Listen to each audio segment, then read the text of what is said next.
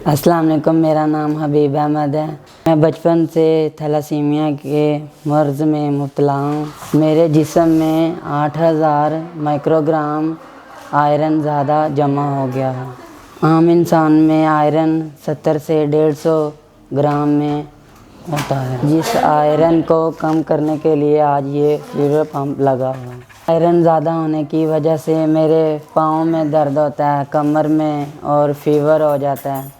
बुखार भी हल्का हल्का होता है, सर में दर्द हो जाता है, जोड़ों में दर्द रहता है, थकावट सी हो जाती है। मेरे दोस्त आउटिंग पे भी जाते हैं, मुझे इसकी ज़रूरत होती है और मैं मेडिसन आरफेड खाता हूँ, मुझे वो रेगुलर चाहिए होती है। मुझे ब्लड भी 15 दिन बाद लगता है और मैं आउटिंग के लिए इतनी दूर लंबा सफ़र नहीं कर सकता।